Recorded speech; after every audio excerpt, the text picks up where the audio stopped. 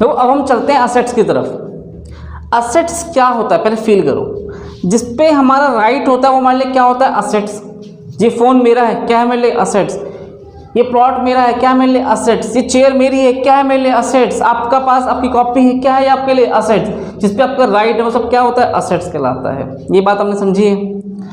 अब assets are two types, non current assets. मैं इसको फिर बॉक्स में लिखने वाला हूं। नॉन करंट असेट्स से लंबे समय के असेट्स होते हैं। मैं यहाँ पे एक वर्ड लिख दूं, मोर देन 12 मंथ। जो 12 महीने से लंबे के असेट्स है, it is called non current assets. इसमें क्या क्या आएगा, property, comma, plant and equipment.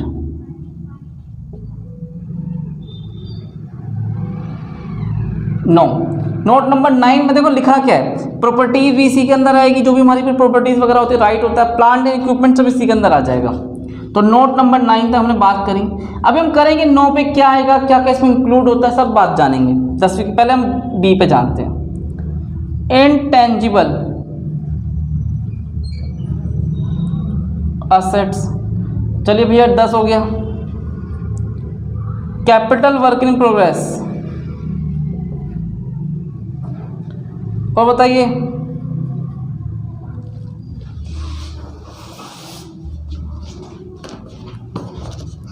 देखो इसके अलावा क्या ले सकते हैं, इनटेंजिबल असेट्स,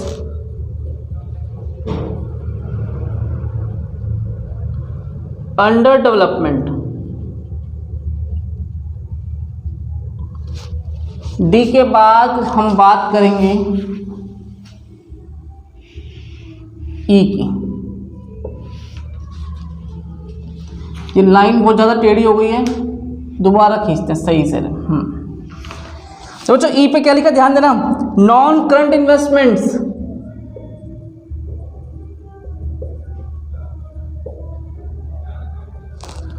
तो 9, 10, 11 ऐसे रख देते हैं, थोड़ा इसके बारे में जान लेंगे अलग से।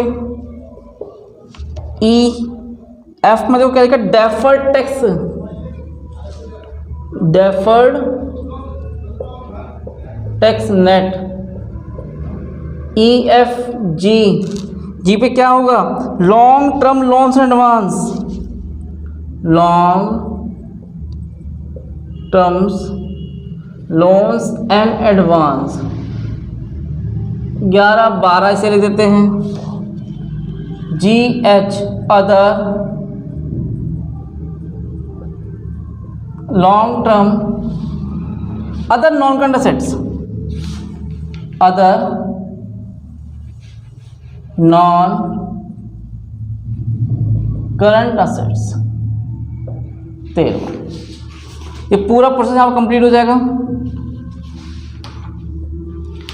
अब देखो यहाँ पे लेकिन नंबर 2 पे करंट असेट्स। करंट असेट्स क्या होंगे, यहाँ तो बात करी मोर देन 12 मंथ, जो 12 महीने से बड़े हैं वो करंट नॉन करंट असेट्स, और जो 12 महीने से छोटे हैं उसे करंट असेट्स का नाम देंगे। ए पार्ट देखो, ए पे क्या लिखा है, करंट इन्वेस्टमेंट्स।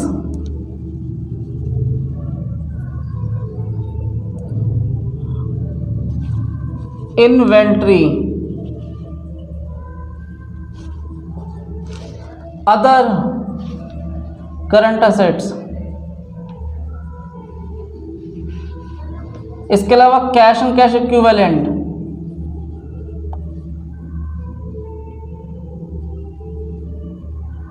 एक इसमें देखो current investment, inventory, other current assets हो गया, कैश एंड कैश इक्विवेलेंट हो गया। और बताइए क्या होता है, short terms loans and advance. D E के बाद क्या लिखा है यहाँ पर, ट्रेड रिसीवेबल भी है।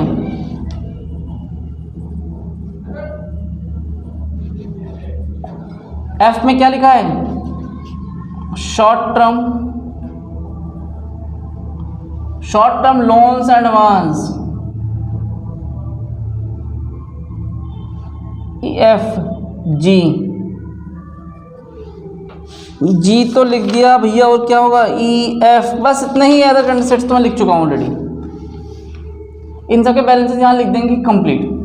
अब देखो जितना बैलेंस आपका 50 लाख यहाँ पर आया ना, वही टोटल किसका आना चाहिए, असेट्स का भी। तो यहाँ पे लिख रहा हूँ 50 लाख। अब बेटा गहराई समझना, अभी तो केवल आपने एक फॉर्मेट कॉपी कर दिया, ठीक है, मैंने फॉर्मेट उतार दिया। असेट्स में क्या क्या लिखा, पहले नॉन करंट असेट्स लिखा, फिर करंट असेट्स लिखा।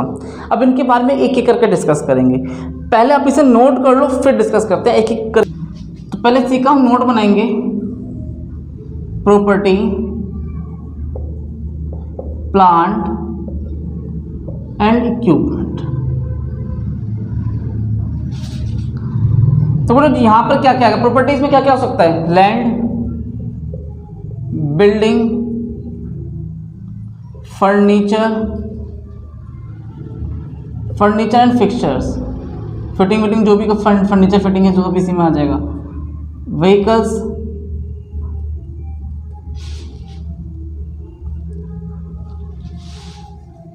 Vehicles, plant and machinery etcetera. तो जो भी हमारे पास प्रॉपर्टीज है, प्लांट एंड इक्विपमेंट, सब इसी का पार्ट होने वाला है। इसके बाद क्या लिखा है, इनटेंजिबल असेट्स। देखो नाम से फील करना इनटेंजिबल असेट्स को,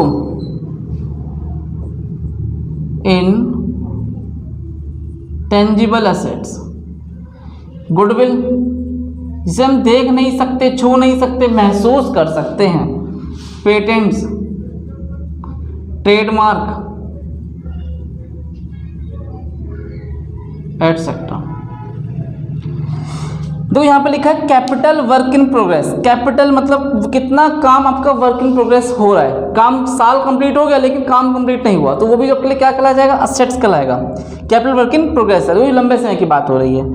intangible assets under development. Under development तो क्या है, काम चल रहा है, ऐसे में आपकी इनटेंजिबल असेट्स क्या होगी, ये क्वेश्चन में गिवन होगा, ये वैल्यूज मिल जाएगी आपको, तो वहाँ से आपको लिख देना है। तो यहाँ पर क्या पढ़ा हमने, प्रॉपर्टी, प्लांट एंड इक्विपमेंट और इंटेंजिबल असेट्स पढ़ा। अब हम किसकी बात करेंगे, हम लॉन्ग टर्म इन्वेस्टमेंट्स, जो लंबे समय की इन्वेस्टमेंट्स होती है उनके बारे में बात करेंगे। पहले आप इसे नोट करो फिर देखते हैं। तो अब हमें लिखना है नॉन करंट इन्वेस्टमेंट्स, उसकी बात करने वाले हैं, नॉन करंट इन्वेस्टमेंट, जो लंबे समय की इन्वेस्टमेंट्स है, like investment in equity, investment in debentures, investment in property, investment in mutual fund etcetera. तो जो भी हम इन्वेस्टमेंट्स करेंगे लंबे समय को क्या कहलाएगा, नॉन करंट इन्वेस्टमेंट्स कहलाएगा। अब देखो उसके बाद एक लिखा था long term loans and advances. Suppose long term loans and advances का मतलब क्या है, आपने किसी को लंबे समय के लिए लोन्स एंड एडवांसेस दे रखा है, एडवांस दे दिया। जैसे आपने कोई मकान खरीदा, तो मकान खरीदते हो तो क्या करते हो बेटा, सबसे पहले आप उसको कुछ बयाना दे के आते हो, कुछ ऐसा, इसके बोलते स्टार्टिंग में कुछ देना पड़ता है, 10% 5% वो पेमेंट करनी पड़ती है कि भाई ये मेरा बयाना है, ये मेरा एडवांस है, और जब हम साइन कर देंगे तो मकान आपके नाम हो जाएगा, ये तो करते हो। तो बस वही बात है, आपने कोई प्रॉपर्टी खरीदी, इसके लिए आपने क्या दे दिया, लोन्स एंड एडवांस, आपने किसी को एडवांस दे दिया, तो क्या आपके लिए long terms loans and advances का पार्ट बन जाएगा। तो यहाँ पर क्या लिखा था, नॉन करंट इन्वेस्टमेंट्स, और हम लिखेंगे यहाँ पर लॉन्ग टर्म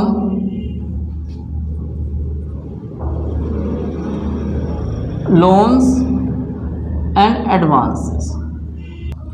तो यहाँ पे लिखा है long term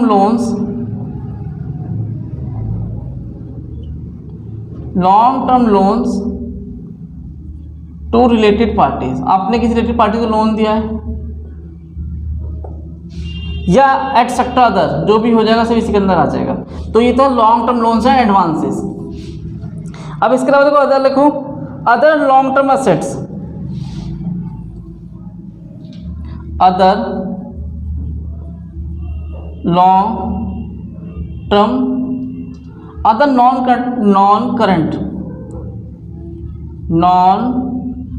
current assets. Suppose मान लो ट्रेड रिसीवेबल की बात हो रही है,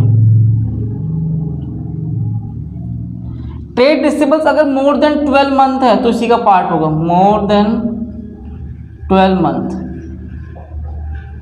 ठीक है, ट्रेड रिसीवेबल्स इसी का पार्ट हो जाएगा। और उसके अलावा लिख सकते हो अदर्स, जो भी इसके अलावा होंगे वो सब इसी में आ जाएगा। तो ये अदर नॉन करंट असेट्स थे जिसका पार्ट हमने देखा। ट्रेड रिसीवेबल्स अगर छोटे हैं, मोर 12 महीने से छोटे की बात हो रही है तो हम बात करेंगे उसी करंट असेट्स में। अगर 12 महीने से ज़्यादा की बात हो रही है तो बात कहाँ करेंगे इसे, अदर नॉन करंट असेट्स में बात की जाएगी। पहले से नोट करो। तो हम बात कर रहे हैं करंट असेट्स। करंट असेट्स की बात कर रहे हो तो बेटा करंट असेट्स मतलब होता क्या है, शॉर्ट, जो 12 महीने से छोटे की बात हो रही है, शॉर्ट टर्म पीरियड की बात होती है। तो करंट असेट्स के अंदर जो एक हमने लिखा था यहाँ पर करंट इन्वेस्टमेंट। देखो अगर हम लॉन्ग टाइम के लिए इन्वेस्टमेंट करते हैं तो वो कहा जाता है नॉन करंट इन्वेस्टमेंट में जाता है। अगर छोटे समय के लिए इन्वेस्टमेंट करते हैं तो कहा जाता है वो करंट इन्वेस्टमेंट्स। बस नाम का फर्क है, काम वही है। क्या लिख दूंगा यहाँ पर मैं, इन्वेस्टमेंट इन इक्विटी। बस यहाँ पर तुम शॉर्ट टर्म ध्यान रखना, ये छोटे समय के लिए है। इन्वेस्टमेंट इन डिवेंचर्स, बॉन्ड, प्रॉपर्टी एटसेट्रा। जो भी हम शॉर्ट टर्म के लिए इन्वेस्टमेंट्स करते हैं क्या आता है, करंट इन्वेस्टमेंट्स में आ जाएगा। देखो यहां पर एक लिखा था ट्रेड रिसीवेबल। ट्रेड रिसीवेबल्स में आपके डेटर्स भी आएंगे और बिल रिसीवेबल भी आएगा। यह किसका पार्ट है, ट्रेड रिसीवेबल्स का। अब देखो आपको यहीं पर एक वर्ड भी लेगा इन्वेंट्री, चेक कर लो। इन्वेंट्री मतलब क्या होता है, स्टॉक। अब स्टॉक किस चीज का है, रॉ मटेरियल का। बुक पे नजर मारना, raw material, stock in trade, stock in work in progress हो गया। देखो इन्वेंट्री किस किस का होता है, raw material, work in progress, finish goods, loose tools, जो छोटे मोटे औजार होंगे लूज टूल्स। इसके अलावा एक और नजर और दो उस पे बुक में देखो, स्टोर्स एंड स्पेयर्स,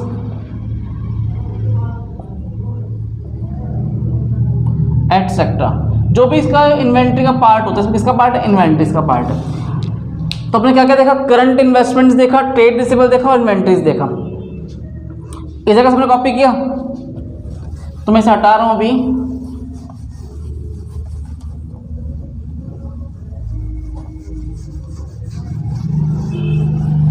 अब देखो इसके बाद मैं कुछ आइटम और लिखने वाला हूं यहां पर।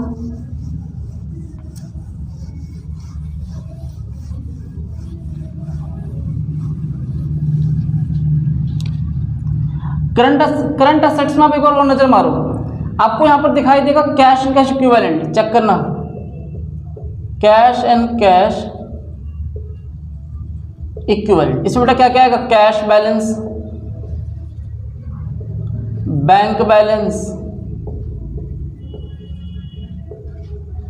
और बताइए चेक, ड्राफ्ट